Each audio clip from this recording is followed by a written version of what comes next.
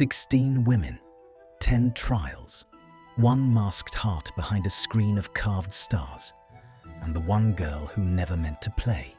Some contracts are sealed in blood. This one was sealed in fire.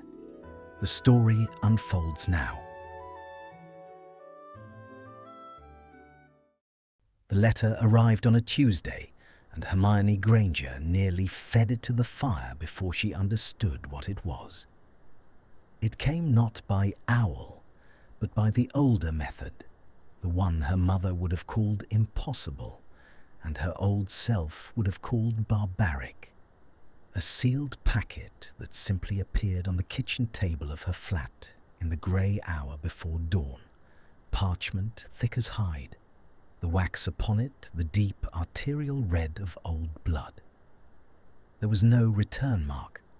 There was only her name, written in a hand that slanted with the confidence of someone who had never once doubted his right to write it. She had submitted the application 3 weeks prior, half laughing, in the back room of a ministry social she had attended only because Ginny had threatened to hex her shoes to dance if she did not. A clerk with ink-stained fingers had been collecting entries for what he called, with a wink, a matter of old families seeking to mend old wounds. Marriage initiatives, reconciliation. The ministry was forever inventing programs to stitch the pure-blood world back to the rest of them. And Hermione, who believed in the stitching even when she despised the needle, had put her name down to prove a point, that the old houses could not bar a muggle-born from their precious rituals, that the law she had helped draft would hold. She had not read the contract's smaller clauses. She, who read everything. That was the part that would gnaw at her for weeks afterward. Not the binding itself, but the carelessness, the single evening she had behaved like a girl instead of a barrister. Now the parchment lay open in her hands, and the words upon it moved. "You are selected," they said, the ink crawling and resettling like something alive. "The contract is sealed in blood and in magic older than the statute. It cannot be dissolved by ministry, by guardian, or by your own hand. Present yourself at the appointed manor at the turning of the month. You will contend, with 15 others, for the hand of one whose name is withheld until he chooses to give it. Refuse, and the magic will take from you what you value most, by increments, until nothing remains." She read it 4 times. The fire popped behind her. Somewhere beneath the floorboards, a pipe knocked. Her first feeling was not fear. It was a cold, professional fury, the kind she used to summon in the courtroom when opposing counsel tried something beneath them. She crossed to her desk, found the duplicate of the application she had, thank Merlin, copied for her records, and there, in the fine grey clauses she had skimmed past, was her ruin in plain English, irrevocable, magically binding upon selection. The applicant warrants that she enters a free and informed will. Free and informed. She had signed it with a borrowed quill and a glass of mulled wine in her other hand. Hermione Granger sat down very slowly on the floor of her own kitchen, the cold of the tile coming up through her dressing gown, and pressed the heels of her hands hard against her eyes until the dark behind them bloomed with sparks. She did not weep. Weeping was a thing she had done enough of in the years just behind her to last a lifetime. She had wept until she had learned that it changed nothing, and the learning had left her with a dry, hard ferocity in its place. So she did what she always did. She made a plan. If she could not break the contract, She would survive it. She would go, she would lose with such spectacular incompetence that the unknown wizard would be glad to be rid of her, and she would come home, and she would spend the rest of her life ensuring that no other woman was ever bound by such a clause again. She would turn her humiliation into law. It was, she decided, the only revenge worth having. She did not let herself wonder who he was. That way lay a kind of madness she had no use for. The manor sat at the end of a drive lined with yews so old their trunks had gone silver and fissured like the hides of some long-dead beasts. Rain had been falling since Wiltshire, a fine, needling rain that did not so much fall as hang in the air and wait to be walked through. And by the time the carriage set Hermione down before the great doors, the damp had worked its way beneath her collar and lay against the back of her neck like a cold hand. She knew, the moment she stepped onto the gravel, that she had been here before. She could not have said how she knew. The grounds were not the ones she remembered, or perhaps they were, transfigured, regrown, the war's scars planted over with new hedging and pale roses that had no business blooming in this wet grey month. But there was something in the proportion of the place, in the way the windows watched, in the particular hush that hung over wealth this old, that turned a key somewhere low in her stomach. The hush of a house that had seen terrible things and chosen to forget them with money. She did not let her face change. She had learned that too. A house elf in a clean pillowcase took her cloak. Inside, the entrance hall rose into shadow, the candles set so high in their iron rings that their light came down already tired, already thin. The floor was black marble veined with white, and her boots, when she crossed it, struck a hollow report that travelled up into the dark and did not come back.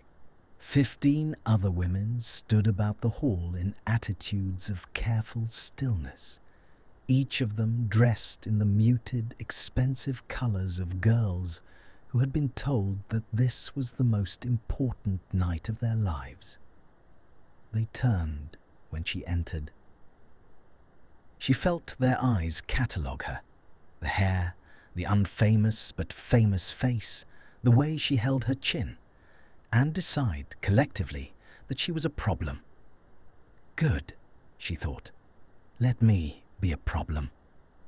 There was a dais at the far end of the hall, and upon it a tall screen of carved blackwood, the panels pierced in a fretwork pattern of vines and stars, so that the man behind it might see the hall, while the hall saw only the suggestion of him, a shape, a height, the pale smudge of a hand resting on the screen's edge.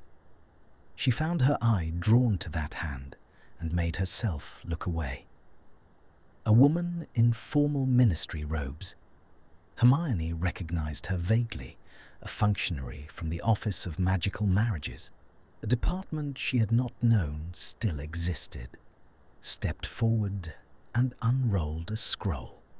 "Ladies," she said, and her voice carried the way trained voices do, filling the cold hall without effort. "You have been chosen. The contract that binds you is among the oldest forms of magic the wizarding world possesses, predating the ministry, predating the statute itself. Over the coming days, you will undertake 10 trials. You will be observed. You will be scored. At each trial's end, the suitor, and the suitor alone, assigns his marks. His judgment is absolute. His identity is his own, to reveal when and if he wishes." A murmur moved through the women, soft as wind through the yews outside. "He sees you," the functionary continued. "You do not see him. This is by design. He wishes to know your character before he knows your face, and you to know nothing of his rank or his name that might bend your conduct toward flattery. You will be judged as you are, no more, no less."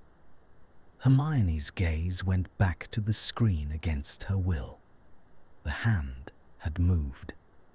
The fingers, long, pale, she could see even at this distance the cold glint of a ring upon one of them, a heavy band that caught what little light there was and threw it back silver, drummed once, twice against the carved edge, and then went still. She knew that gesture of stillness, the deliberate quiet of someone forcing impatience down. She did not know how she knew it.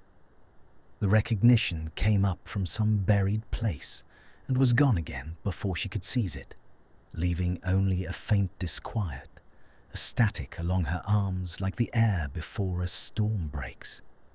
"You may not speak to him directly," the functionary said, "until he chooses to speak to you. You may not attempt to learn his name. The magic will know if you try, and the magic will punish it. Is this understood?" The women murmured assent. Hermione said nothing. She was looking at the ring. "Then let us begin. You will be shown to your chambers. The first trial commences at dawn." The women began to move, gathering in twos and threes toward the great stair, their whispers rising now, freed. Hermione did not move. She stood in the center of the cold black floor with the rain ticking against the high windows, and she stared at the screen and at the hand resting upon it, and she felt, she could not name it, a pull, a wrongness, the sense one gets in dreams of a face seen and forgotten, a name on the very back of the tongue. And then the hand withdrew behind the fretwork, and a voice came from behind the screen, low, dry, edged with an amusement that had been honed against a whetstone of contempt for years until it could cut without seeming to try. "You're the one who didn't read the contract," it said. The words were not loud. They were pitched for her alone somehow, threading across the emptied hall to where she stood.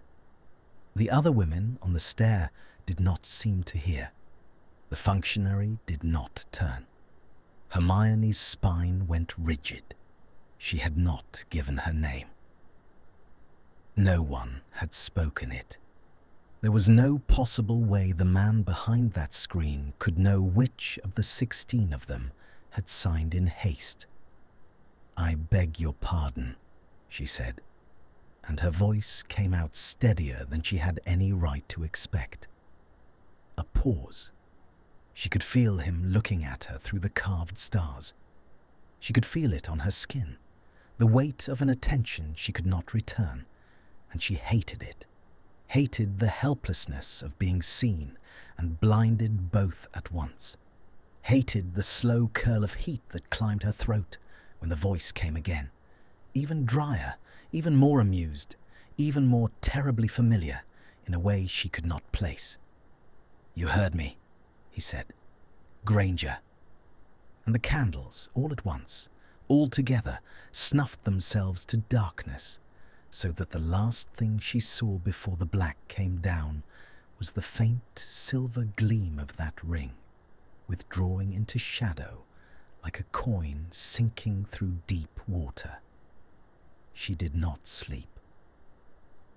The chamber they had given her was larger than her entire flat, hung with damask the colour of dried wine, the bed a great canopied thing whose curtains breathed faintly in a draught she could not locate. She lay atop the coverlet in her travelling clothes, wand in her fist, and watched the ceiling shift its shadows as the rain came and went against the leaded glass. She had spent the war learning to sleep in worse places than a four-poster, and still she did not sleep, because every time she closed her eyes, the voice came back to her, Granger, and the silver gleam of that ring, and the maddening, half-formed certainty that she had heard that drawl before in some other life, when it had been younger and crueler and had carried less weight behind it. She had tried, in the dark, to reason it out. A pure-blood wizard, wealthy, young enough to be marrying, old enough to do it on his own terms. A house that turned a key in her stomach. A voice she knew and did not know.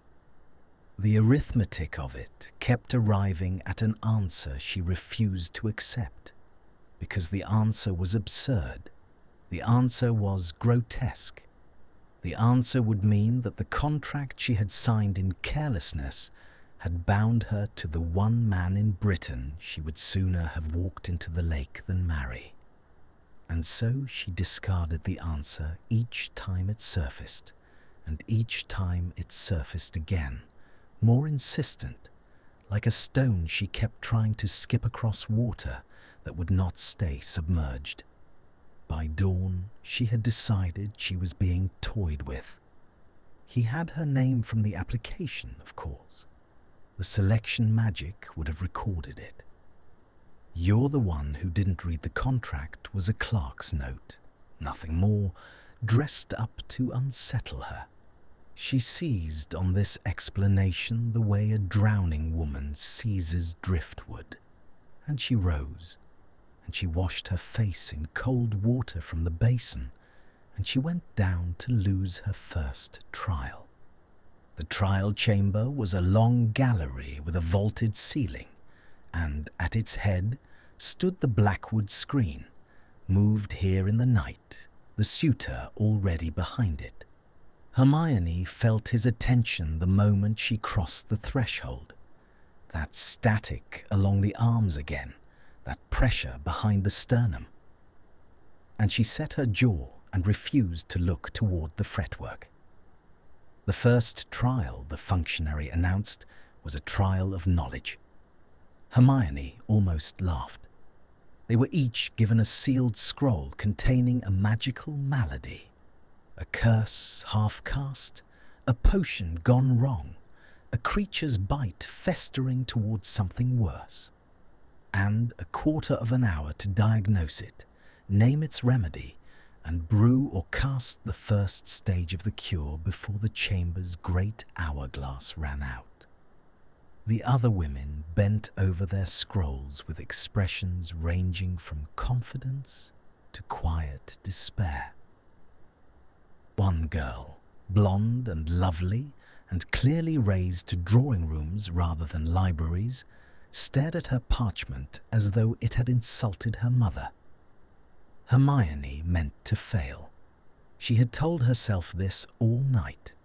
She would read the curse, identify it correctly in her own head, and then deliberately brew the wrong counter or hesitate until the sand ran out, and the suitor would mark her low, and she would be one step nearer to going home unwanted. She broke the seal. The malady inside was a wasting hex of the Caro variety. She knew it on sight, knew it in her body, because she had seen its work during the war on a second year who had not survived it, and her hands were moving before her mind had finished forming its plan of sabotage. Knowledge, for Hermione Granger, was not a performance she could choose to give or withhold. It was the spine she stood up on. To fail this trial deliberately would have required her to be someone other than herself, and she found, with the powdered root already between her fingers and the counter incantation already shaping on her tongue, that she could not do it. She could not stand in a room with a curse she knew how to break and let the hourglass beat her out of spite. She brewed it perfectly. Her counterstage glowed the clean, pale gold of a textbook cure with 4 minutes to spare, and she set down her stirring rod with a small, traitorous flush of satisfaction before she remembered too late what she had meant to do. She lifted her eyes, furious at herself, and looked straight at the screen. The hand was there again on the carved edge.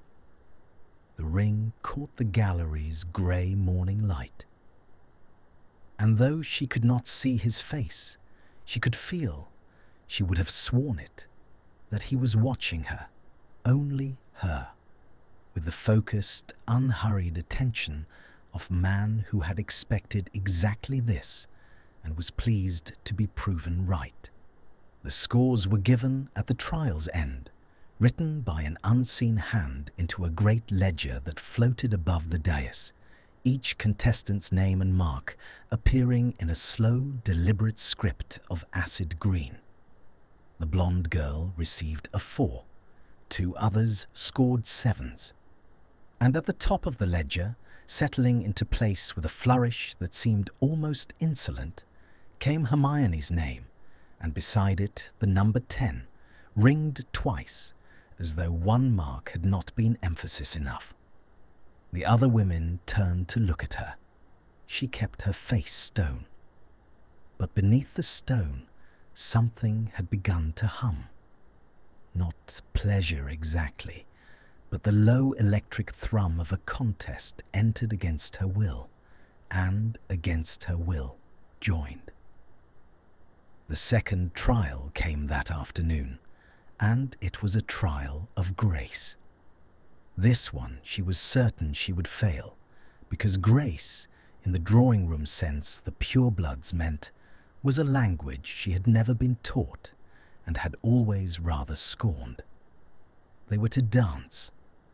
Each woman in turn would be partnered, not by the suitor who remained behind his screen, but by a charmed and faceless figure of swirling grey smoke that took the form of a man and moved through the steps of an old wizarding pavane. And each woman would be judged on her carriage, her timing, the music of her movement, the 1,000 small graces that marked a witch of breeding. Hermione did not know the steps. She had attended precisely one formal ball in her life and had spent most of it sitting down. When the smoke figure bowed before her and extended a hand made of nothing, she took it with the grim resignation of a woman walking to her own well-deserved defeat. And she thought, "Good. This one I cannot fake." But the music began. A slow, aching thing played on instruments she could not see, all minor thirds and held breaths. And the smoke figure drew her into the first turn, and Hermione discovered that her body, which she had never trusted to be graceful, knew how to listen.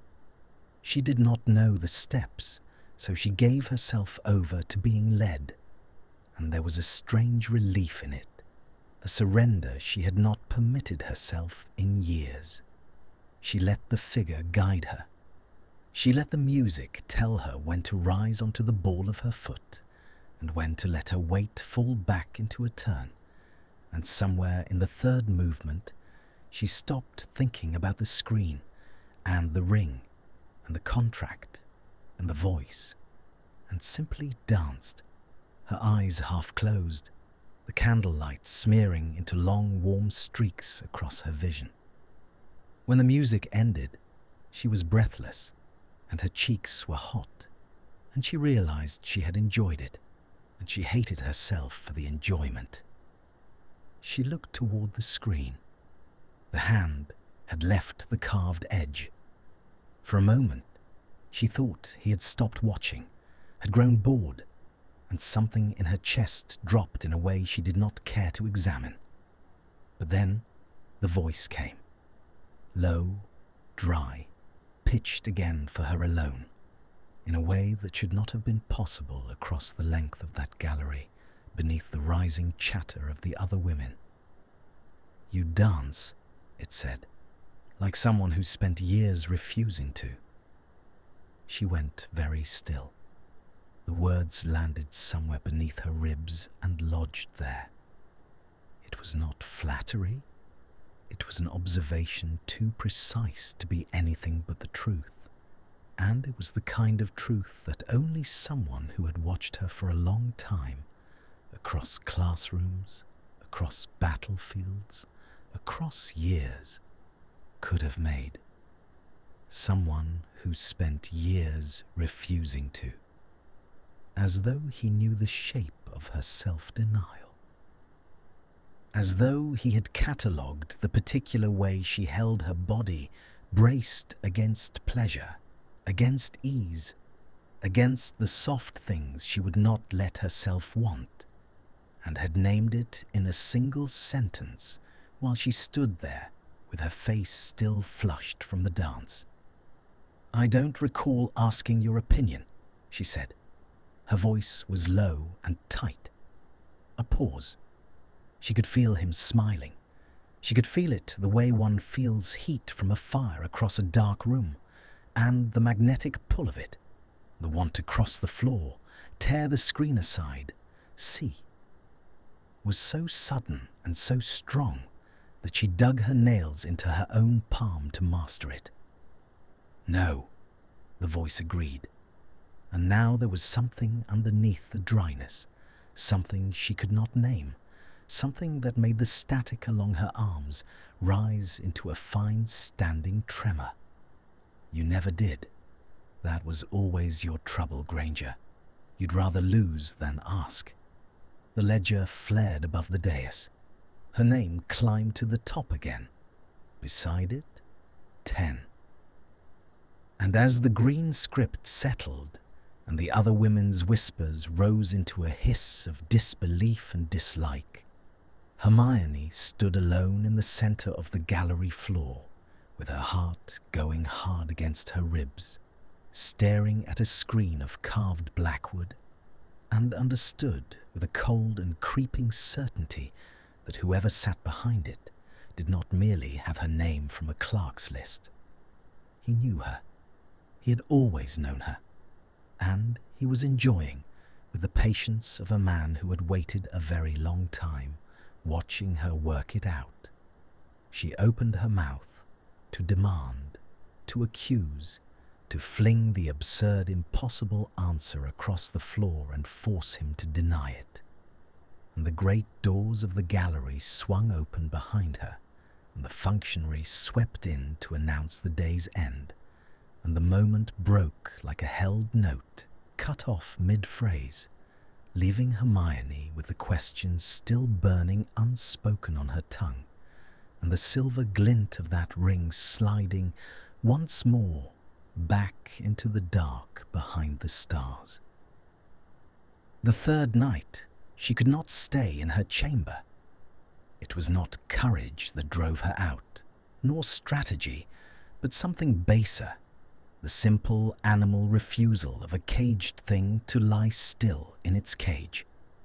The manor had gone quiet around her, the other women shut behind their doors, and the silence of the great house pressed down with the particular weight that old wealth has at night, when the candles gutter low and the portraits sleep, and the corridors stretch long and cold and full of the smell of beeswax and dust, and something older underneath, something like iron, like the memory of iron. She told herself she was only walking.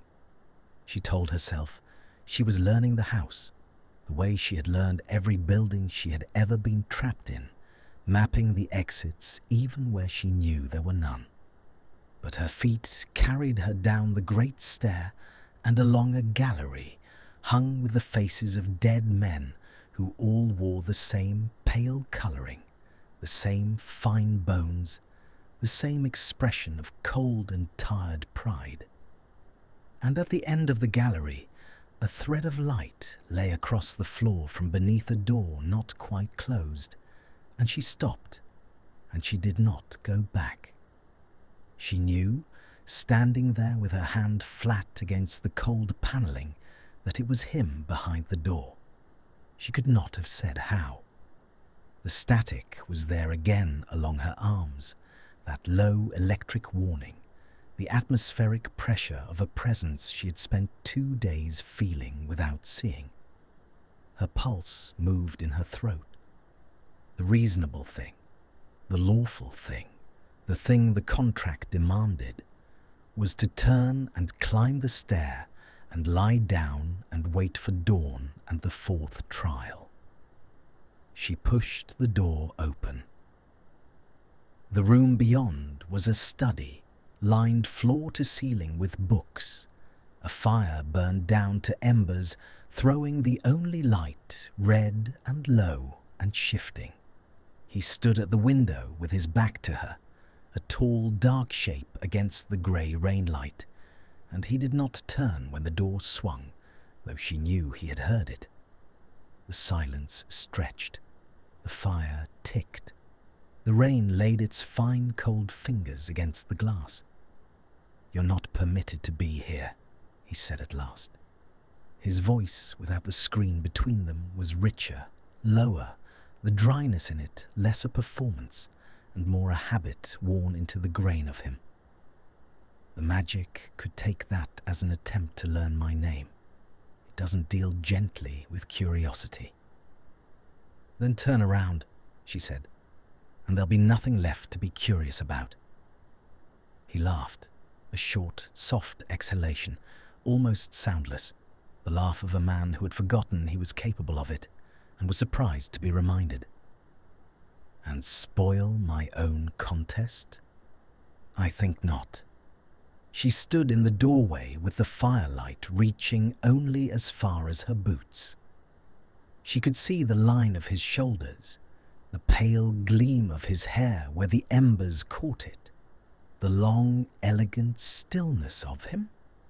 And that stillness again turned the key in her, that deliberate, forced quiet she had felt in the hall the first night, the stillness of a man holding something tightly leashed. "You know me," she said. It was not a question. "You've known me from the start. Granger, the dance. You'd rather lose than ask. That isn't a stranger talking." "No," he agreed. He did not move. "It isn't." "Then who are you?" "That," he said, "is precisely the thing the magic forbids you to ask, and the thing I forbid myself to answer. Not yet." A pause. The rain. "You've climbed to the top of my ledger in 2 days, Granger, against your own intentions, I'd wager. I watched you try to fail the dance and fail at failing, and you want to throw it all away for the satisfaction of putting a name to my voice. You always did mistake knowing for winning." The accuracy of it was a small blade slipped between the ribs. She had tried to fail. He had seen it. He had seen her, the whole tangled, contradictory architecture of her, the pride that would not let her brew a wrong cure, the want that would not let her stay angry through a dance, the fury that had carried her down a dark corridor toward a door she had no business opening. "Why me?" she said. The question came out smaller than she meant it to. "Out of 16, why does the suitor know my name and the others' faces? What is this?" For a long moment, he said nothing. The embers shifted and fell with a soft collapse, throwing up a brief flare of orange that climbed the pale wall and showed her, for half a second, the edge of his jaw, the long, pale hand at his side, and the ring on it, the heavy silver band, catching the light and throwing it back at her like a signal she could not read. "I entered your name," he said. The words went into her very slowly, the way cold water goes into a wound. "I entered your name into the lottery," he said again, still to the window, still not turning, and his voice had gone flat and careful, all the dry amusement leached out of it. "The application you signed at that ministry function, you thought you were making a point, striking a blow for the principle of the thing. You weren't. You were signing a form that someone had made certain would find its way to you. The drawing wasn't chance, Granger. There was no chance in it. There was only me and a great deal of money, and a contract old enough to bind even you. The corridor behind her seemed to tilt. She put her hand against the doorframe to steady herself, and her sleeve cuff had ridden up, and she found herself tugging it down, smoothing it flat against her wrist with quick, small, frantic motions, again and again, as though the fabric had wronged her, as though order in the cuff might restore order to the floor that had dropped out from beneath her. "You forced me," she said. Her voice shook. This whole thing, the trials, the screen, the score, you engineered this. You took away my choice, and you've spent 2 days enjoying it, sitting behind your wall, watching me dance for you like... You haven't danced for me, he cut in. And now, at last, he turned. But the fire had died in that moment to nothing, gone from ember to ash in the way of fires when a story needs them to, and the room dropped into a dark so complete she could see only the shape of him, the suggestion of him, a deeper black against the rain-grey window. She could not see his face. She would replay this afterward, the cruelty of it, that he had turned, and the light had failed in the same breath, that she had stood 5 feet from the answer and been denied it by ash. "You've danced for yourself." His voice came out of the dark. Closer now, he had moved toward her without sound. "You've brewed for yourself. Every mark on that ledger you earned, because you cannot help but be excellent, because it is the marrow of you, and that is precisely..."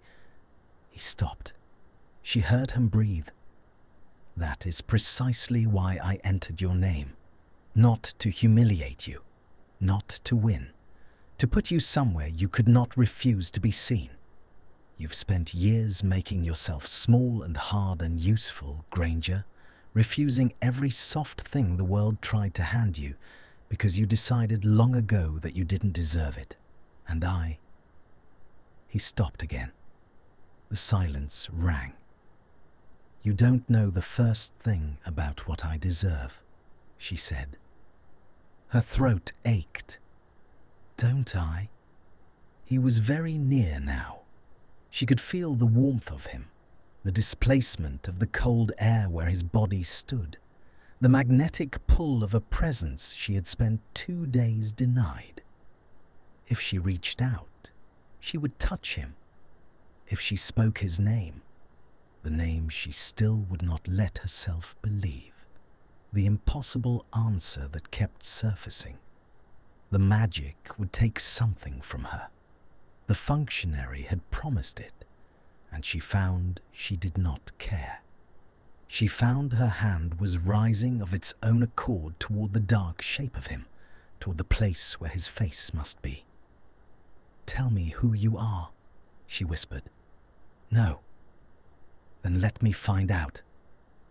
Her fingertips brushed wool, the lapel of his coat, and beneath it, the hard, quick beat of his heart, going as fast as her own, betraying the calm of his voice, betraying everything. He had gone utterly still under her hand. He was not breathing.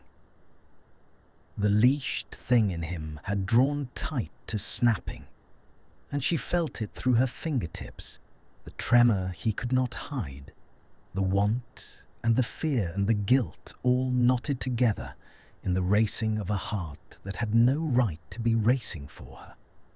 And she thought, with a wild lurch of vertigo, "He is afraid. He is more afraid than I am." "Granger," he said, and her name in his mouth had stopped being a weapon.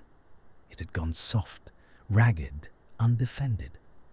"Take your hand away, please." She did not. His own hand came up. She felt it close, warm around her wrist, not to pull her closer and not to push her off, only to hold her there in the dark with his heart slamming against her palm and his breath gone unsteady at last. And the silver ring was cold against the inside of her wrist where it pressed, a small bright shock of cold against her racing pulse, and in the absolute black of that ruined study, with the rain coming down and the dead men sleeping in the gallery and the whole engineered architecture of his impossible scheme suspended around them like held breath. They stood, her hand on his heart and his hand on her wrist, neither of them able to let go, neither of them willing to be the one who broke it. And footsteps came down the gallery, brisk and final, the functionary's measured tread, a light bobbing under the door. He released her wrist. She felt the absence of the cold ring like a small death. And his voice, when it came, had armored itself again, dry and distant and cruel as the first night. "Go," he said, "before the magic decides you've cheated. And Granger." A beat, the old amusement back over the raw thing beneath it, like a glove pulled over a wound. "You'll fail tomorrow's trial. I've watched you not fail twice now. Tomorrow you'll do it on purpose to spite me. And it won't matter. You'll still finish the day at the top of my ledger, and you'll lie awake all night trying to understand why." She fled into the dark gallery with her heart in her throat, and behind her the study door clicked shut, and the cold of his ring stayed pressed into her wrist long after there was nothing there to make it. He was right, of course. That was the unbearable thing about him. He was so often right. The fourth trial was a trial of courage, and Hermione went into it with the cold, deliberate intent to disgrace herself. She had lain awake all night as he'd promised, her wrist still ghosted with the print of his ring, her palms still warm with the memory of a heartbeat that had no business meaning anything to her. And somewhere in the grey hour before dawn, she had made herself a vow. She would not be moved again. She would not let his precision unstring her. He had stolen her choice. She would steal back the only thing left to her, which was the right to fail on her own terms. If she could not refuse the contract, she would refuse to win it. The trial was held in the manor's old menagerie, a domed glass house gone to ruin, the panes furred green with moss, rain drumming overhead in a ceaseless soft percussion. Within a warded circle paced a creature of smoke and malice, a charmed simulacrum of a Hungarian horntail, scaled down to the size of a cart horse, but no gentler for it, its eyes two coals, its breath the genuine scorch of conjured fire. Each woman in turn would enter the circle and was scored on her composure, whether she stood her ground, whether her wand hand shook, whether she could speak the calming incantation steadily enough to make the beast lie down. The blonde girl wept and would not enter. Two others entered and fled. When Hermione's turn came, she walked into the circle with her chin high and her plan firm, and she meant to falter, to let her voice crack on the incantation, to take one stumbling step back, to give him the failure he dared her into. But the smoke dragon turned its coal eyes on her and lunged, and Hermione's body, which had stood in real fire against real monsters while real people died around her, did the thing it had been forged in war to do. It went still and cold and absolutely unafraid. She did not step back. She could not have stepped back. Her feet had rooted. The calming words came out of her low and even and final. The voice of a woman who had used up her entire allotment of terror years ago and had none left to spend on a conjuring. And the beast folded its smoking wings and lay down at her feet like a scolded hound, and the glass house rang with the silence of 14 women who had just watched her do. Without trying, the thing none of them could do at all, she had failed to fail again. She stood over the dreaming smoke dragon with her wand still raised and her jaw clenched in pure fury at herself, at her own indomitable spine, at the man behind the screen who had known she would do exactly this. The ledger flared. 10. Of course. 10. And from behind the blackwood, low and dry and threaded through with that warm, raw thing she had felt under her palm in the dark, his voice. I did warn you. That was 4 trials, 4 10s. She stood alone at the top of his ledger, and the other women had stopped whispering about her and begun simply to hate her. A cold, pure-blood hate, dressed in courtesy, that followed her down every corridor. And Hermione found she did not care, because some traitorous wire in her had begun to thrum every time she crossed the threshold of a trial chamber and felt his attention settle on her like a hand at the small of her back. She told herself it was rage. She was nearly able to believe it. The 5th trial was a trial of the heart, and it broke everything open.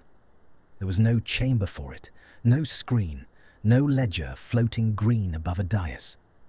Instead, each woman was summoned, one at a time, after dark, to walk alone through the manor's hedge maze to its centre, where, the functionary said, her voice oddly gentle for once, the suitor would meet each of them in turn, not to be seen, never to be seen, but to speak. One conversation in the dark, at the heart of the maze. He would score them not on knowledge or grace or nerve, but on something the functionary would not name, something she called only truth. The maze was old and high and wet, the yew walls black against a sky scoured clean of rain at last and crowded with cold stars. Hermione walked it alone with a single floating candle bobbing ahead of her to light the turns, her breath fogging, the gravel hushing under her boots. And the deeper she went, the louder her own heart became, until at the last turn she had to stop and press her hand flat to her chest and order it to be still. The centre of the maze was a small round clearing, a dry fountain at its heart, a stone bench, and a single iron brazier throwing a low orange light that did not reach past the first ring of hedge. He was already there. He sat on the bench at the edge of the dark, where the brazier light died, so that she could see the long line of him, the pale hair, the silver glint of the ring on the hand resting on his knee. But not his face. Never his face.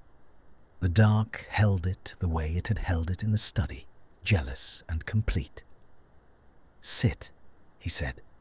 She did not. She stood across the brazier from him with the fire between them, and she said, "What do you want from me?" "The same thing I've wanted from the start," he said. "I want to know if you can be honest with me. Truly. Not the courtroom honesty you fling about like a curse. The other kind. The kind that costs you something. And in exchange," he said, "I'll be honest with you. 1 question each. You ask, I answer truly. I ask, you answer truly. And no." She had opened her mouth. "You may not ask my name. You know you may not. The magic is listening even here." The fire popped. A spark rose and died. "Why are you doing this?" she said. "Not the lottery, not the trick. This. Why does a man with all your money and all your blood pride engineer an entire contest, 16 women, 10 trials, just to... what? Just to get one witch to stand at the heart of a maze and talk to him in the dark?" He was quiet for a long moment.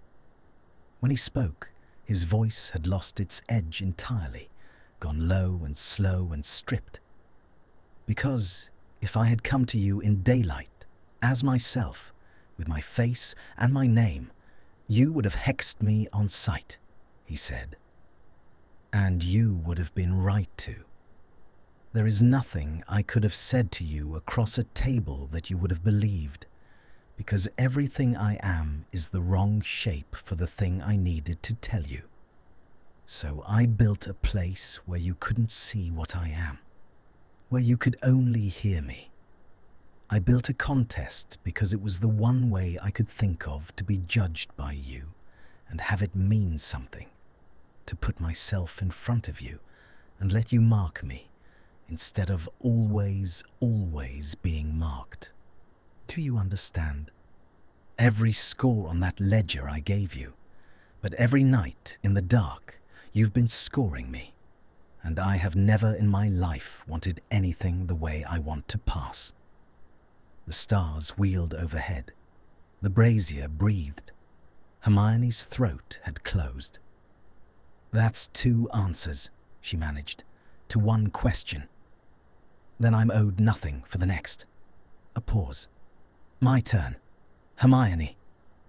Her given name in his mouth for the first time, it went through her like a struck bell. "When you put your hand on my chest 2 nights ago and felt what you felt and didn't take it away, why didn't you take it away?" The truth rose up in her, and it cost her exactly what he'd said it would. She could have lied. She was very good at lying when the thing being asked for was tenderness. But she had walked to the heart of a maze in the dark for a man she would not name, and her hand still remembered his heartbeat, and she was so tired suddenly of being small and hard and useful. "Because for the length of 1 minute," she said, "I forgot to be afraid of you, and I haven't forgotten to be afraid of anything in years." She heard him exhale, unsteady, as though she had reached across the fire and pressed her palm to him again. He rose. He came around the brazier, slowly, giving her every chance to step back, and she did not step back, until he stood close in the orange light, close enough that she could see the rise of his chest, the pale hand lifting toward her face, the silver ring throwing its small, cold gleam. His fingertips found her jaw. They were not steady. He tilted her face up toward the dark where his own face hid, and she felt his breath against her mouth, warm, ragged, and the whole night narrowed to the half-inch of charged air between her lips and his. The tactile friction of nearness, the magnetic pull of a thing that had been building for 4 days and was about to break its banks. And behind them, at the maze's mouth, the iron gate clanged, and the functionary's voice rang out across the hedges, brisk and bright and ruinous. "The 5th trial is concluded. Ladies, attend the great hall.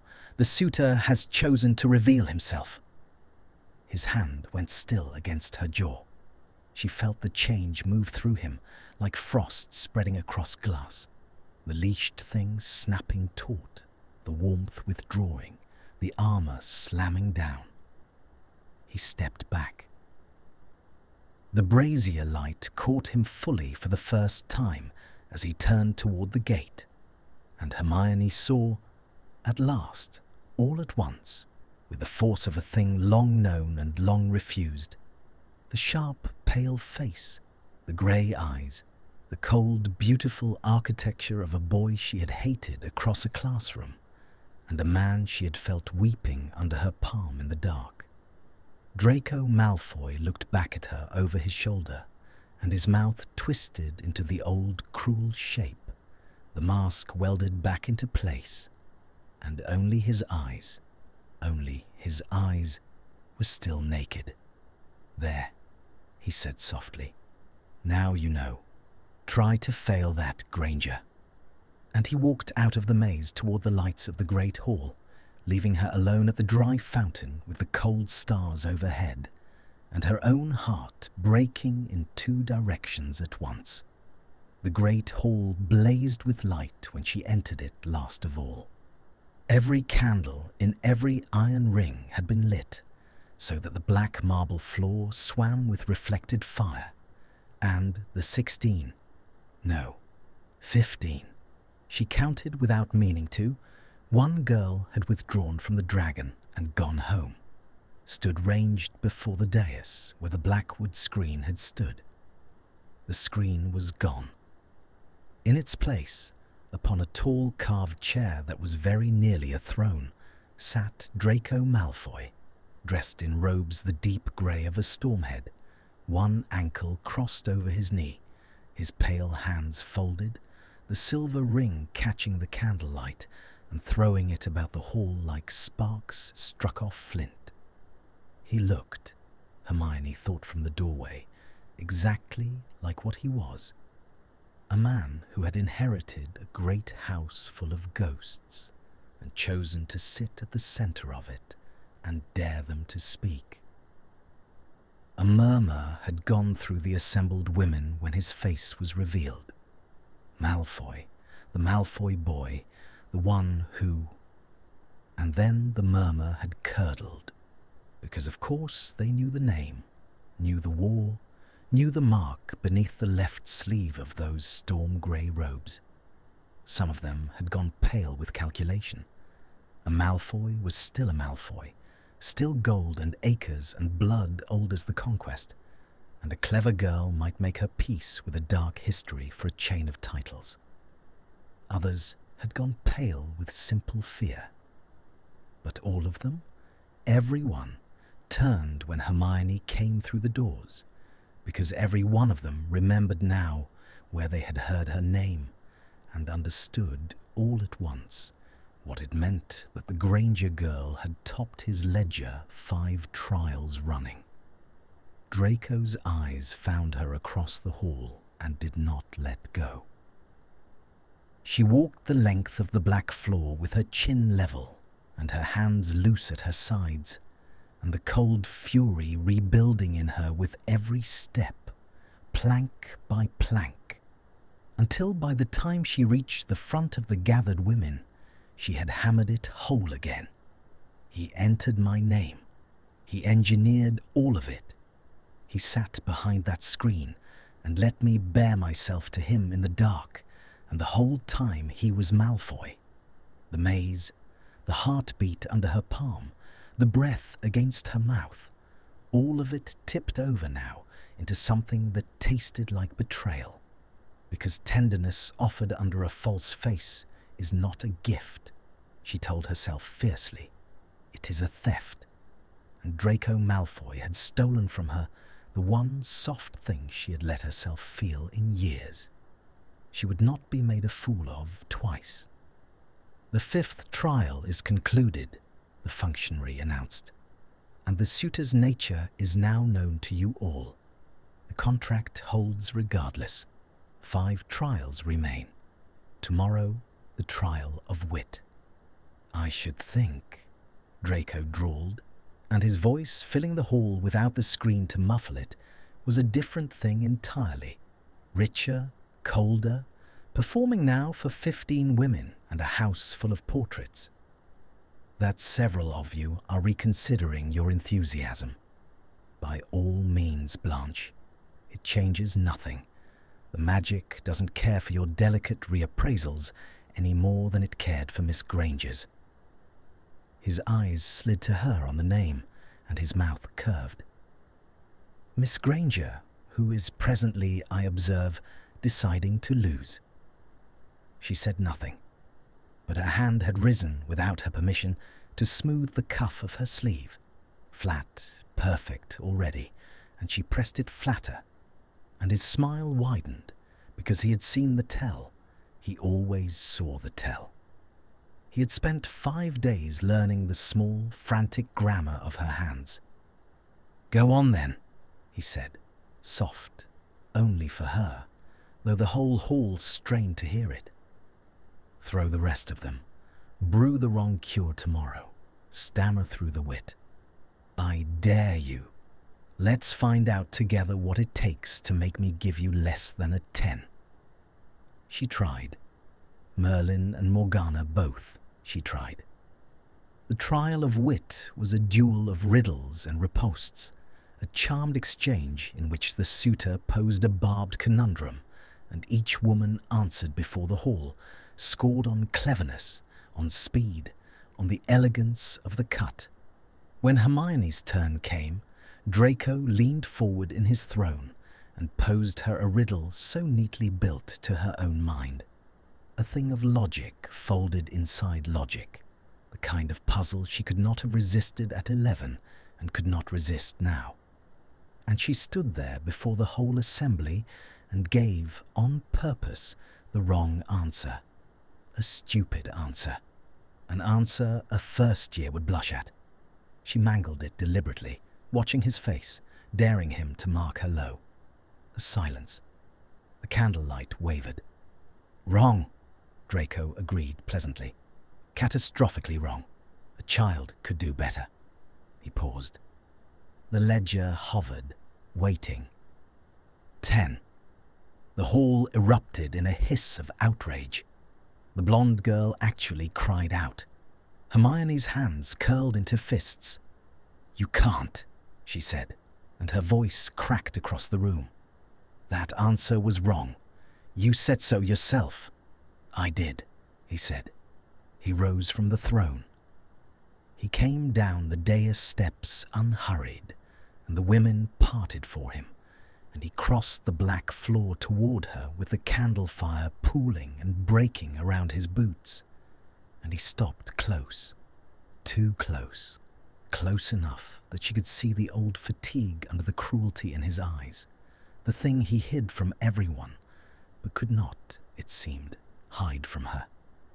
And it was the most magnificent wrong answer I have ever heard. You took a perfect riddle and gutted it on purpose, in front of 14 rivals and a room full of my ancestors, purely to spite me. Do you know how few people in the world have the nerve to be deliberately stupid to make a point? It's nearly genius. It's certainly worth 10. "You're mad," she breathed. "Very probably." He tilted his head, studying her, and his voice dropped lower, intimate, ruinous. "You may as well stop, Granger. You can hand me defeat after defeat. I'll keep scoring you a 10 for the artistry of the surrender. There's no version of this where you don't end at the top of my ledger. There's no version of this where you don't win." A beat, the candlelight. "And no version where I don't. I will not marry you, won't you?" He said it gently, almost tenderly, and it was worse than any sneer. Imagine it for a moment, since you're so determined not to. The two of us in this great cold house, filling it back up with noise. You'd reorganize my entire library within a fortnight and never apologize for it. We'd argue about everything, the law, the elves, whether the East Wing is haunted, it is. And we'd be the only two people either of us has ever met who could keep up. And the children. His eyes glinted. "Merlin help the world, Granger. Your brains and my bones. They'd be insufferable. They'd be magnificent. They'd rule the wretched country inside a generation, and we'd deserve every grey hair." The image came up unbidden and vivid behind her eyes.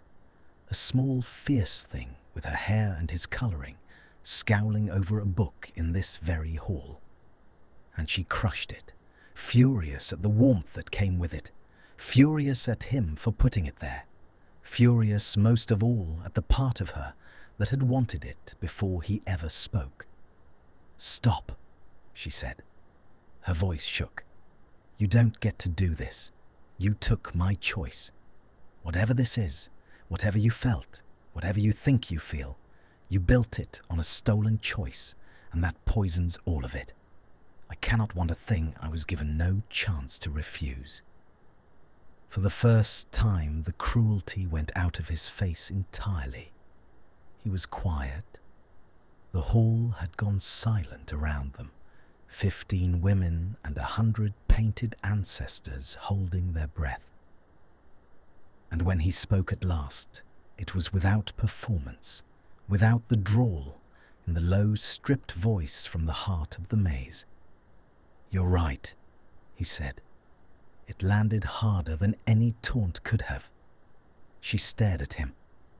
"You're right," he said again.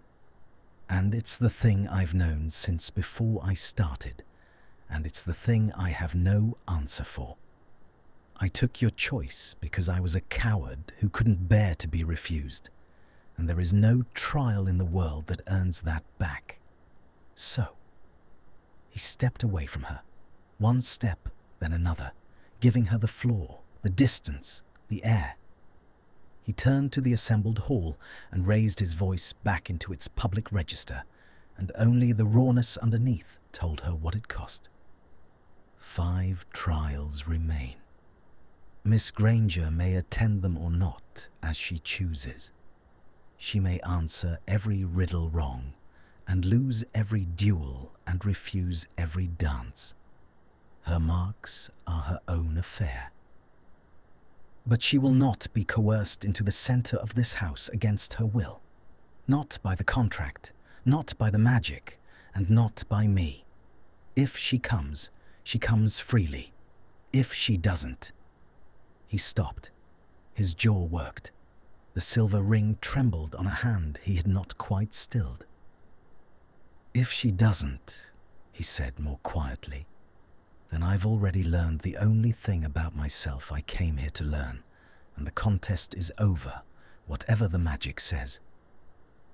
He turned and walked back up the dais steps and sat down in the great carved chair, and he did not look at her again, and the candlelight burned on, and Hermione Granger stood alone in the middle of the black marble floor with her choice. Her real choice, given back to her at last by the one man who'd stolen it, laid suddenly and terribly at her feet. She did not sleep that night either, but it was a different sleeplessness. Not the hard, hot churn of fury, but a slow turning over, like a key working stiffly in a lock that had rusted shut years ago. If she comes freely. He had handed her the door. She could be gone by morning.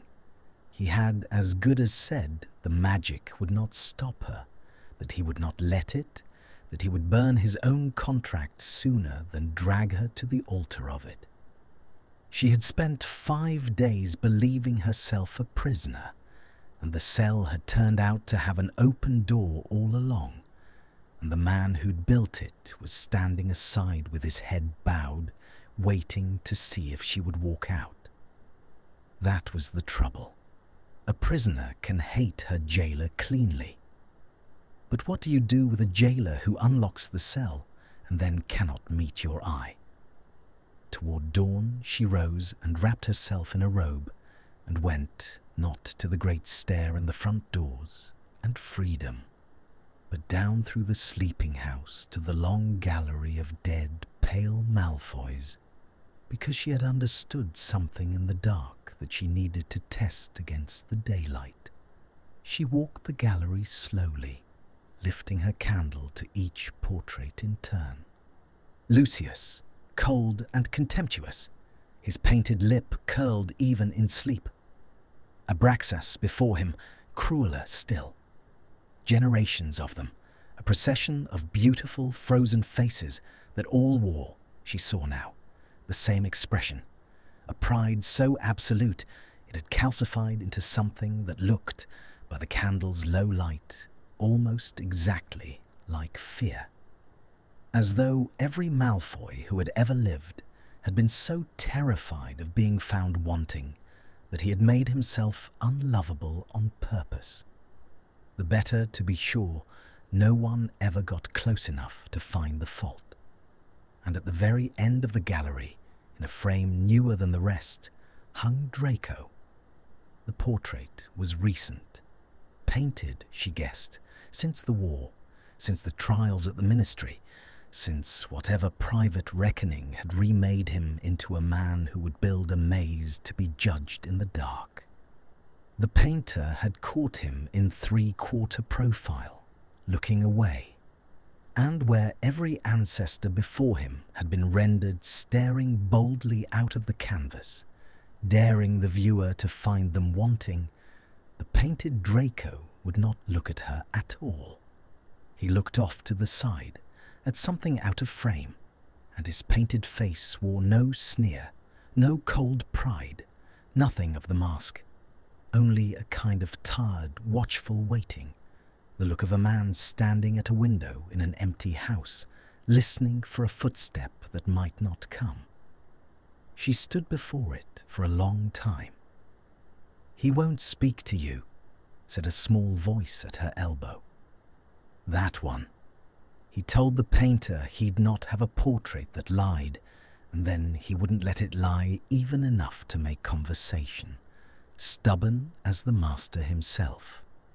It was a house elf, old, its ears gone soft and grey at the edges, a clean tea towel knotted at its shoulder.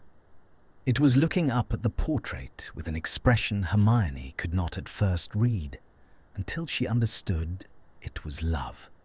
Wary, weathered, but love. "You've served the family a long time," Hermione said. "Tippy served the young master since he was small," the elf said. "Tippy remembers him before." A pause. The candle guttered. "Before the bad years. He was a frightened boy in a cruel house, miss, and the house made him cruel too, the way a cold room makes you cold whether you wish it or no. And then the war came, and worse came into this house than even the old master's, and the young master stood in the middle of it and had no choice in anything at all." The elf's great eyes turned up to her. "He knows what it is, miss, to have no choice. That is why he was so very careful to give you yours back. He could not bear to be the thing that took it. Not from you. Not after." Hermione's chest had gone tight. "You're not supposed to tell me these things," she said. The contract says you may not learn his name," said Tippy, with the smallest gleam of satisfaction. "Tippy has not said his name. Tippy has only said what kind of man he is, and there is no magic in the world old enough to forbid an elf from defending the master she raised." The elf reached up and patted Hermione's hand, once, with a small dry palm. "He has been alone in this house a very long time, miss. He filled it with 16 strangers because he could not think how else to fill it with you." And the elf bowed and was gone with a soft displacement of air, leaving Hermione alone in the grey gallery before the portrait of a man who would not meet her eye, holding a candle and the whole reconfigured shape of him. She came to the 6th trial. She told herself, walking down to it, that she had decided nothing, that she was attending only to refuse him in person, to make her departure deliberate and witnessed, to lose properly before 14 rivals, and then go. She was very good at telling herself things. The trial of generosity was held in the manor's east wing, the haunted one, he'd said, And he had not been joking. The air there hung cold and close, and the candle flames bent sideways in draughts from nowhere. Each woman was given a single precious thing, an heirloom drawn from her own life and tested on what she would surrender for another's sake. The pure-blood girls had brought jewels, signet rings, a vial of phoenix tears worth a small estate. When the trial reached its heart, it asked them, one by one, to give their treasure not to the suitor, but to a stranger, a charmed apparition of a war orphan, ragged and silent, conjured to stand in the cold and ask. Most of them hesitated. 2 refused outright. The phoenix tears were tucked back into a velvet sleeve. Hermione had brought nothing of value. She owned almost nothing she cared for. And so when her turn came, and the ragged child shape lifted its hollow eyes to her, she stood before it with empty hands, and Draco, on his throne above, said, "Dry. Miss Granger appears to have come empty-handed. How disappointing. Nothing to give." She looked at the conjured orphan. She thought of a second-year dead of a Carrow hex. She thought of a small, fierce thing with her hair and his colouring that did not exist and might never. And she knelt down on the cold flags of the haunted wing in front of the whole assembled hall, and she did the only generous thing she had to give. She took the child shape's thin, cold hands in hers, and she spoke to it, softly, steadily, the way you speak to something that has been frightened past the reach of words. And she promised it, this conjuring, this nothing, this scrap of charmed grief, that it would not be left in the cold, that someone would come. That it was not alone. The apparition looked at her, and though it was only smoke and spellwork, something in its hollow face eased, and it leaned its insubstantial head against her shoulder, and the cold of the east wing lifted by a degree, and every haunting draught in the place went still at once, as though the house itself had exhaled. When Hermione looked up, Draco had risen from his throne and was standing at the edge of the dais with one hand pressed flat against his own sternum, over the heart she had felt racing under her palm in the dark, and his face had forgotten entirely to wear its mask. He was looking at her the way the painted Draco looked at the thing outside his frame, and his voice, when it came, had no drawl left in it at all. 10, he said, very quietly, and then quieter still, so that perhaps only she heard it across the hushed, cold hall. "I had a list, of every reason this was a mistake. I've been crossing them off all week." A breath. His hand pressed harder against his chest. "You just took the last one." Hermione stayed kneeling on the cold stone, with the fading apparition warm against her shoulder, and she looked up at Draco Malfoy across the length of his haunted ancestral hall, and she felt the whole carefully rebuilt structure of her anger shift on its foundations. Not fall, not yet, but lean, decisively toward the light. And she opened her mouth, not knowing what would come out of it, the refusal she had rehearsed, or the thing underneath the refusal that she had not yet dared to name, and found that for once in her life she had nothing prepared to say. She did not refuse him that night. She did not accept him either. She simply did not leave. And they both understood that the not leaving was an answer of its own, the first honest one she had given since the red-sealed letter appeared on her kitchen table, and neither of them dared name it aloud for fear of frightening it back into hiding. The 7th and 8th trials passed in a strange suspended quiet. She stopped throwing them. There seemed no point now. The gesture had lost its object, because she was no longer trying to escape a cage, but standing very still inside an open door, trying to decide whether she wanted to walk through it or stay. She answered the riddles truly. She brewed the cures right. The ledger filled with honest tens, and the other women's hatred curdled into resignation, and one by one, as the contest narrowed, and the truth of where his favour lay became impossible to deny, they began quietly to withdraw, claiming family obligations, sudden illnesses, anything to leave the field with dignity intact. By the eve of the 9th trial, only 3 remained besides Hermione, and they kept to the far end of every room. The 9th trial was the trial of intimacy, and it was the one she had dreaded most, because there was nowhere to hide in it. Each of the remaining women was granted a single private evening with the suitor, not in the great hall, not before the assembly, but alone. A date, the functionary called it, with an old-fashioned primness, as though the word were slightly indecent. There would be no score read aloud, no green ledger floating above a dais.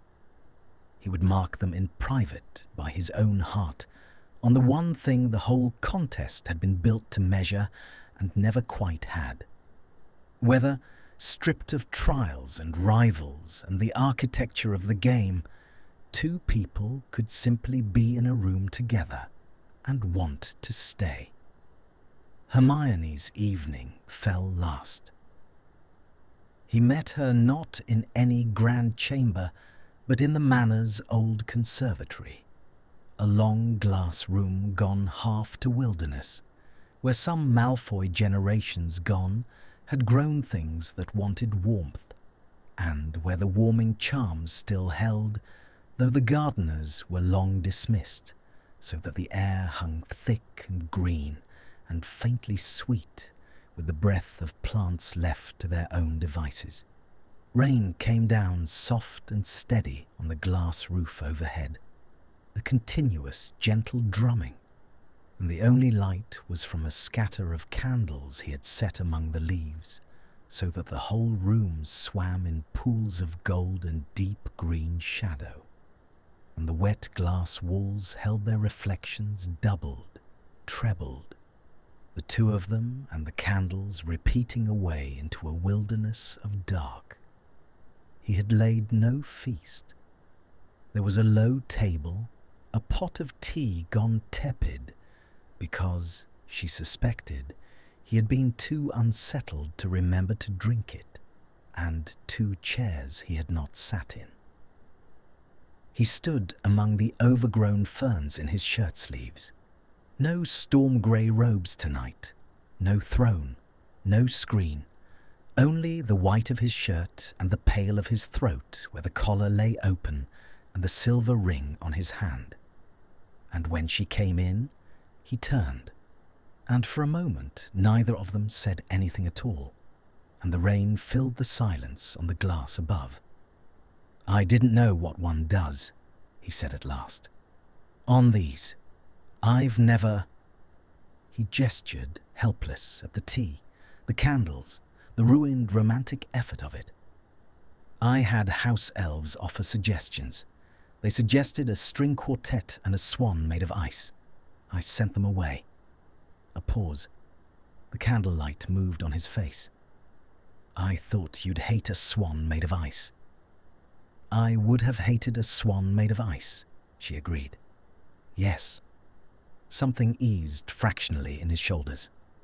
"I thought so." She came further into the green dark. A fern brushed her wrist, cool and wet. "Why the conservatory?" He was quiet a moment. When he answered, it was to the rain on the glass, not to her. "Because it's the only room in this house that isn't full of them. The dead ones. The portraits, the ghosts, every other room in this manor remembers something I'd rather it forgot. But nobody important ever cared about this room. It just grew. While the rest of the house was busy being terrible, this one corner of it was quietly, stupidly alive. His mouth twisted, not cruelly, at himself. I spent the bad years in here mostly, when I couldn't bear the rest of it. I'd sit among the weeds and pretend I was somewhere that had nothing to do with my name. It was the most undefended thing he had ever said to her, and he had said it without performance, without the drawl, looking at the rain. They sat, in the end, not in the unused chairs, but on the broad, low stone lip of an old planting bed, side by side among the ferns, close enough that the warmth of him reached her through the green, thick air. The tepid tea went undrunk. They talked, not of the contest, not of the war, not of the contract or the choice, or the impossible thing that had built itself between them over 9 days, but of small things, foolish things, the things two people say when they have decided, without saying so, to find out whether they can bear each other's company. He was, she discovered, savagely funny when he stopped guarding it. He made her laugh against her will, twice, 3 times. The unguarded, surprised laugh she had not heard from her own mouth in years. And each time she laughed, she caught him watching her with a kind of wonder, as though he could not quite believe he had been the cause. And then, somewhere in the green, warm dark, with the rain coming down and the candles guttering low, and her laughter still fading on the air between them, the talk ran out, and the silence that came after was not empty, but full to bursting. And she became aware of how near he sat, the heat of his shoulder a breath from hers, the slow rise and fall of his breathing, the pale length of his hand resting on the stone between them, with the silver ring catching the last of the candlelight. Neither of them moved. Neither of them looked away. The rain drummed soft and endless on the glass, and the thing that had been building for 9 days drew tight as a bowstring in the small charged distance between his hand and hers, the tactile friction of nearness, the magnetic pull of 2 people who had spent 9 days learning each other in the dark and had at last run out of reasons to stay apart. His hand turned over on the stone, palm up, an offering, a question with no words in it.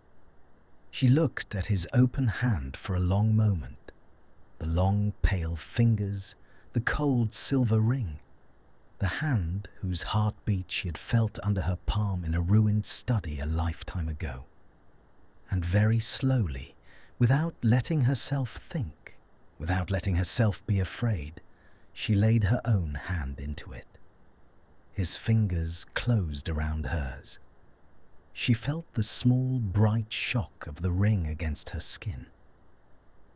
She heard his breath go ragged, felt the tremor move through him that he could no longer hide and was no longer trying to, and he turned toward her in the green dark, his free hand rising to her face, his thumb tracing the line of her cheekbone with a tenderness that undid her entirely, and she let her eyes fall closed and lifted her face to his, and the half-inch of charged air between their mouths thinned to nothing, his breath warm against her lips, the whole rain-drummed conservatory holding its breath around them, and the glass roof above them shattered inward in a roar of breaking light, and 3 black-cloaked figures dropped through the rain in a tangle of conjured rope and screaming wind. And the last thing Hermione saw before the green dark erupted into chaos was a streak of sick yellow light leave a stranger's wand and strike Draco full in the chest, and the way his hand spasmed once around hers, hard, before he fell. The world narrowed to the weight of him falling. Afterward, she would not be able to say how she moved so fast. One instant, the sick yellow light was leaving the stranger's wand.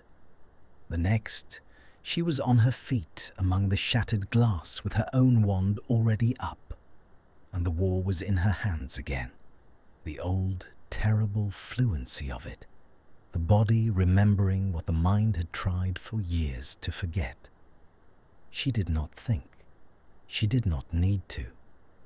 3 cloaked figures dropping through rain and broken glass were 3 targets, and Hermione Granger had survived a war by being faster and colder and more precise than people who wanted her dead.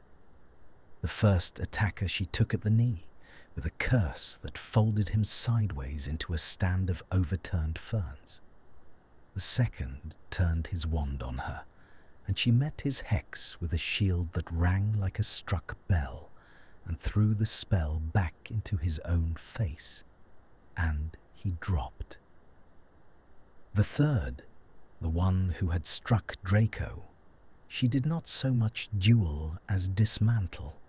3 spells in the time it took him to cast one, and when he fell, the conservatory went suddenly, ringingly silent, only the rain pouring straight down now through the ruined roof, hissing on the candles, drenching everything, and the 3 remaining contestants screaming somewhere beyond the broken glass doors as house elves and ministry wards came alive throughout the manor at last.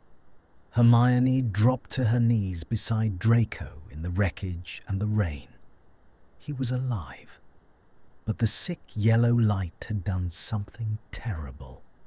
She could see it working in him, a corruption spreading visibly beneath his pale skin, dark threads creeping up from his chest along his throat, his jaw branching like frost across glass, and where they spread the flesh beneath them seemed to thin, to age, to grey, as though the years were being pulled out of him by the fistful. His grey eyes found her face.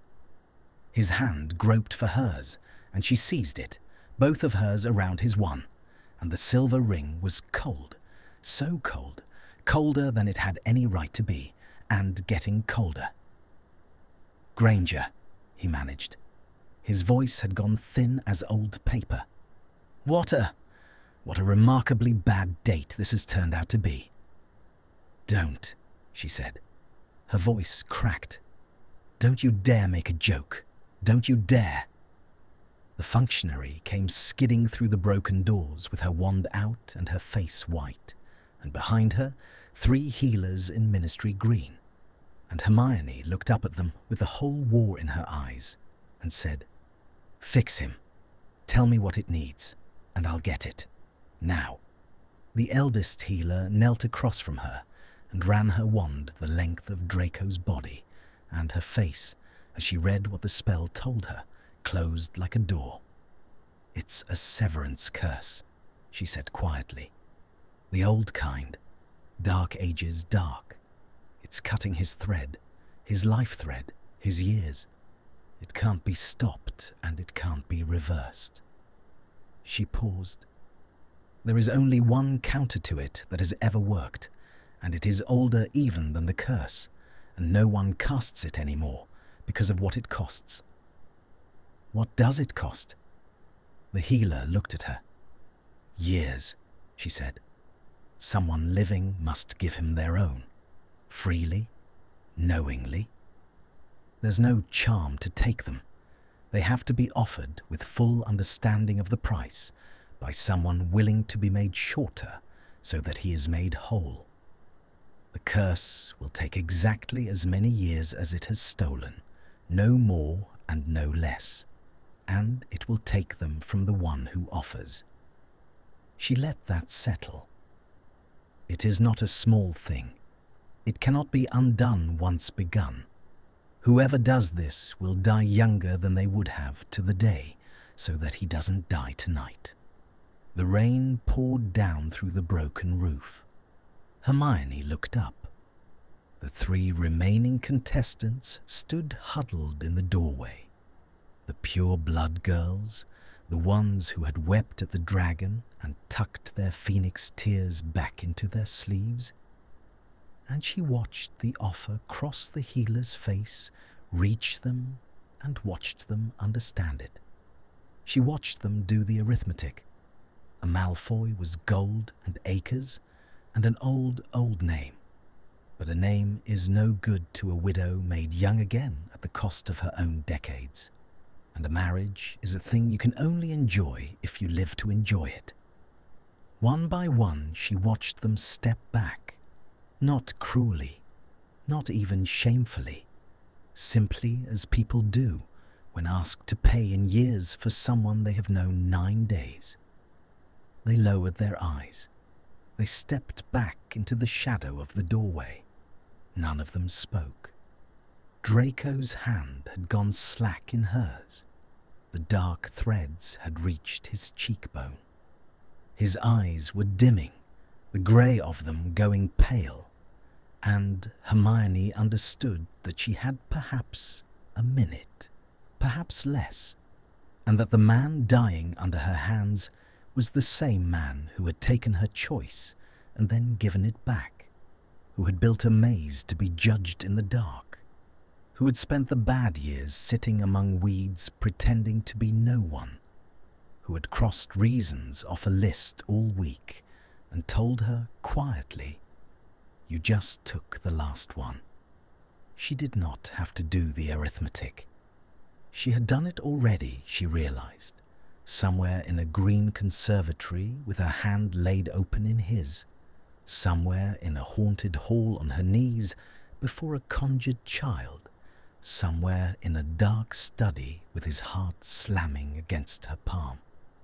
The sum had been settled in her before she ever knew the question. "I'll do it," she said. The healer's head came up sharply. "Miss Granger, I'll do it." She did not look away from Draco's fading face. "Tell me how. Tell me now. I'm giving him mine. You understand what it means." The healer's voice had gone very gentle. "You will live fewer years than you were meant to. You cannot take it back. And you owe this man nothing. By every account I've heard you were brought here against your will." "I understand exactly what it means," Hermione said, and her voice did not shake now. It had gone clear and final and absolutely certain, the voice she had used in courtrooms and on battlefields, the voice of a woman who has finished deciding. "And it isn't owing. Do you hear me? This isn't a debt I'm paying. It's a thing I'm choosing, freely, knowingly, with my eyes open." She bent her head close to Draco's, close enough that her tears fell onto his greying face and mingled with the rain. "You wanted to know if I'd come to you freely," she whispered, "only for him. Here's your answer, you impossible man. Don't you dare die before I finish giving it." The healer pressed Hermione's hand flat against Draco's cursed chest and laid her own wand across both of them and began, in a low and ancient cadence, to speak the words of the oldest countermagic in the world. And Hermione felt the pull begin, a strange deep tug behind her own sternum, as though something essential were being drawn up out of the marrow of her, warm and irreplaceable, flowing down through her arm and her palm, and into the dying man beneath her. And the dark threads on his face stopped. They stopped. And then, impossibly, they began to recede. But not the way the healer had described, not slowly, not at the measured cost of years drawn from one body into another. They drew back all at once, vanishing into nothing, the grey draining out of his skin and the colour flooding back, the thinned flesh filling, the life pouring visibly back into him in the space of a single heartbeat. And Hermione felt the tug behind her own sternum simply cease, the warmth she had braced to lose come back into her whole and untouched, as though the magic had reached out its hand to take its terrible price, and found instead only the offering, and been satisfied by the offering alone. Draco's eyes flew open. They were clear and grey and very much alive. And around the shattered conservatory, the 3 black-cloaked attackers Hermione had felled rose up from the broken glass and the drowned ferns, unharmed, unbloodied, dusting rain from their cloaks, and pulled back their hoods to reveal 3 faces she half recognized from the ministry, from the Office of Magical Marriages, and one of them was laughing, and the functionary in the doorway had begun, helplessly, to weep, and the eldest healer sat back on her heels in the pouring rain and pressed a hand to her mouth and said, in a voice full of something like awe, "The 10th trial. Merlin, save us all. It was the 10th trial, and she's the only one who ever passed it. It had all been arranged." That was the thing she understood, kneeling there in the rain with her hand still pressed to a chest that no longer carried any curse at all. The whole of it, the lottery, the screen, the 10 trials, the riddles, the conjured dragon and the conjured orphan and the maze in the dark, all of it had been building toward this single test that no money could buy, and no breeding could fake, and no clever girl could perform her way through.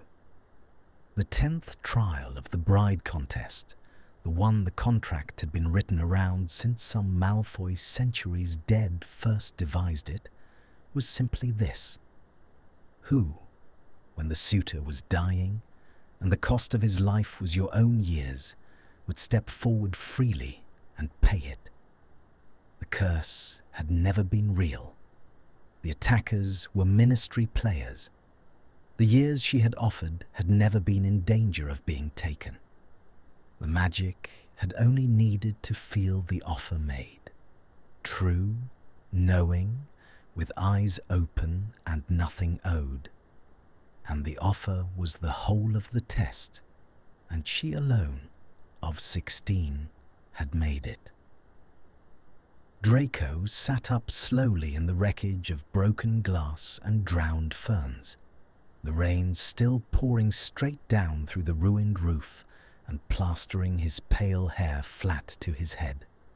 And he looked at her, and she looked at him, and for a long moment neither of them said anything at all. Then his hand came up, steady now, wholly alive, and he caught a strand of her soaked hair where it clung to her cheek and tucked it back, very gently, with a tenderness that had no audience in it, no performance, nothing left to prove. And the look on his face was the look from the portrait at last turned toward her, the watchful, waiting eyes finally fixed on the thing they had been waiting for, and it was almost too much to bear.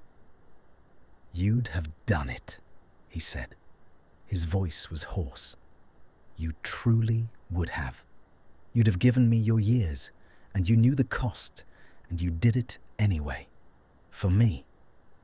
Something broke open in his face. Why? And Hermione, kneeling in the rain in the ruins of his conservatory with her decision already made, and unmade, and made again a dozen times over 9 impossible days, gave him the only true answer she had. Because somewhere between the screen and the maze and the weeds in this stupid romantic glass room, she said, "I stopped being able to imagine the world without you in it, and I was furious about it.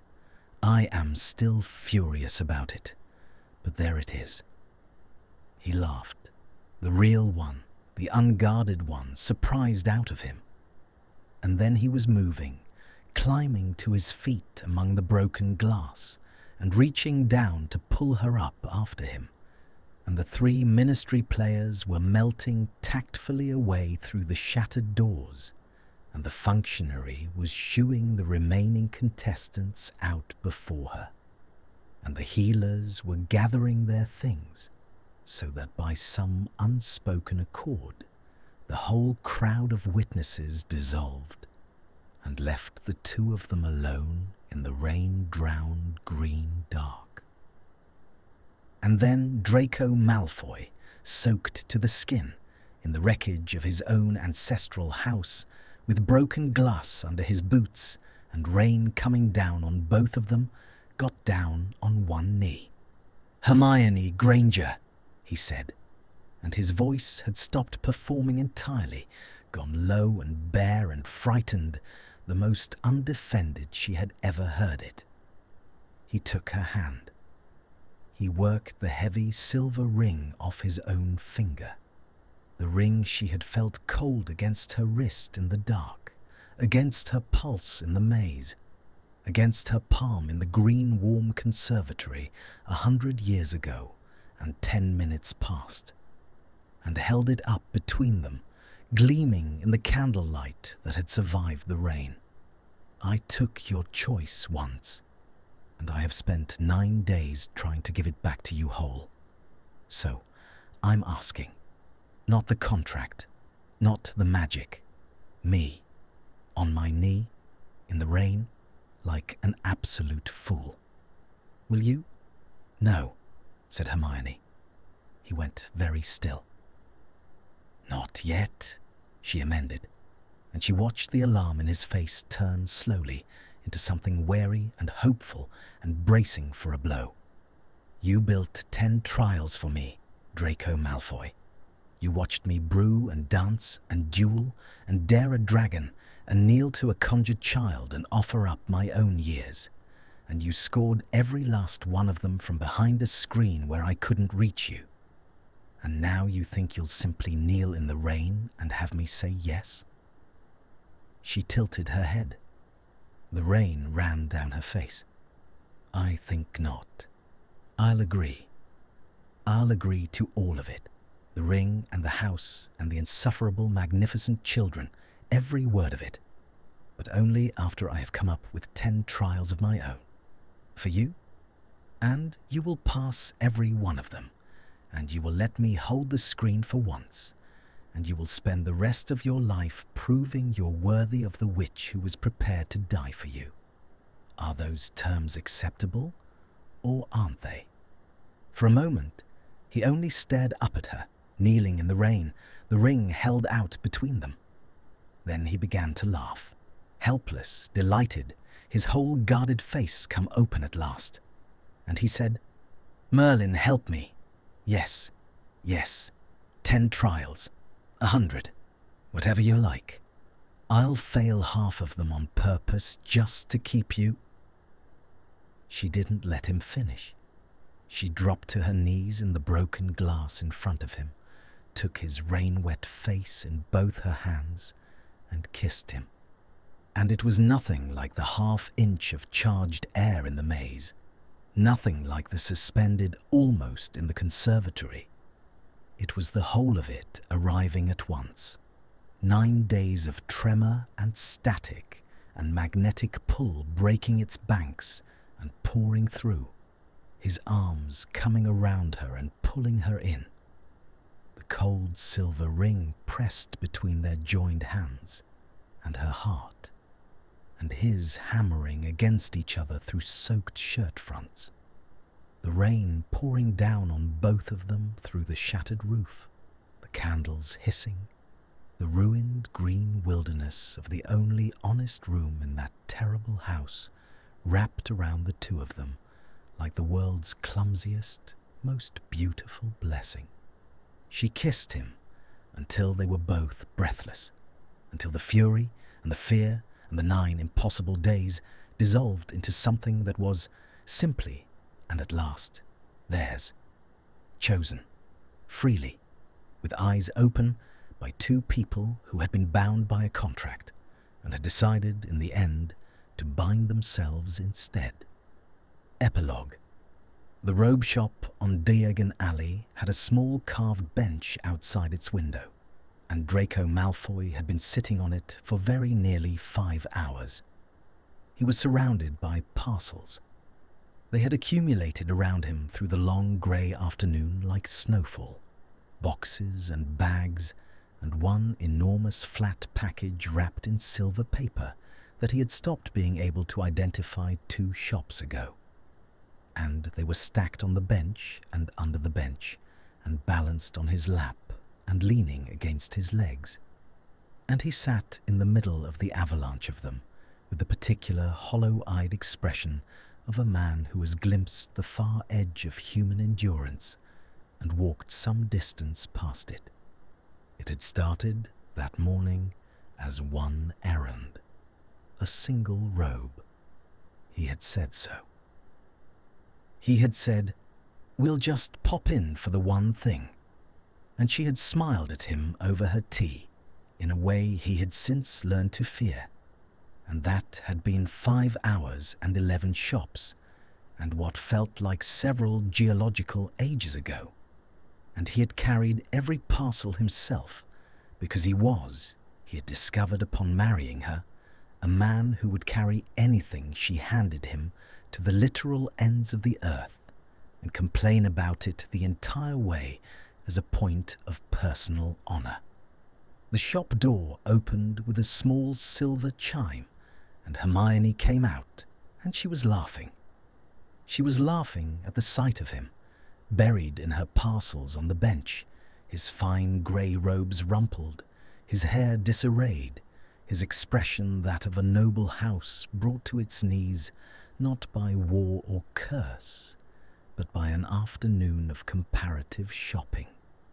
She came and stood in front of him with her hands on her hips, and the late sun catching in her hair, and she laughed openly with the unguarded laugh he had drawn out of her in a conservatory and had been collecting like treasure ever since. "Don't," he said weakly from beneath the silver-wrapped parcel. "Don't laugh. I am a dead man. I died in that shop. This is my ghost.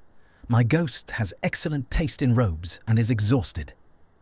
"You poor suffering creature," she said, and bent and kissed the top of his rumpled head. "Come along. One more shop." "There is no one more shop. There is no more me. Granger." He had never stopped calling her Granger in private, and she had never made him. "I married you. We have a contract older than the statute, and a ring and a haunted house, and we are going to have, by your own promise, insufferable, magnificent children. I have passed your 10 trials. I passed the 10th one yesterday, and you wept. You actually wept. You said I'd done well." "I did say that," she allowed. "So surely," he said, with the last shred of a doomed man's hope, "surely I have proven myself by now. Surely I am at long last worthy of you, and we can go home." Hermione Granger looked down at her husband, buried in parcels on a bench in the afternoon sun, and she smiled at him with everything she had, with the fury and the tenderness and the 9 impossible days, and all the days since, and all the days still to come. And she reached down and took his hand, the one with the heavy silver ring on it, and pulled him up out of the avalanche to his feet. "Oh, my darling," she said, tucking the silver parcel under his arm and steering him gently down the golden length of Diagon Alley toward home. "You built a whole contest to win me. Did you really think you only had to win me once?" She laughed and squeezed his hand, and the late sun poured down warm and gold over the two of them. You'll be auditioning for the rest of your life, every single day. A new trial every morning for as long as we both shall live. That's the contract now, and this one, I'm afraid, you absolutely cannot break. And Draco Malfoy, laden with parcels, doomed and devoted, and more alive than he had ever been in his life, threw back his head and laughed and followed her home. So that's the story. Thank you for staying with me until the end. I want to tell you why I love this one. When I write Draco and Hermione, I am not really writing about magic. I am writing about two scared people. They both wear armor. He hides behind jokes. She hides behind being strong. They are afraid to want anything soft. My favorite moment is small. It is in the dark study. She puts her hand on his chest and she feels his heart beating fast, fast like he is afraid too. In that one moment, she stops being scared of him. She says she has not forgotten to be afraid of anything in years, but for 1 minute she does. That is the whole story for me. Not the trials, not the chorus, just that. One person letting another person see them. I think we all want that. We all want someone to see us, the real us, not the armor. So if you are tired today, I hope this story felt warm, like a candle in a dark room. Tell me your favorite part in the comments. I read all of them, and remember, you are worth fighting for too. Take care. I will see you in the next story.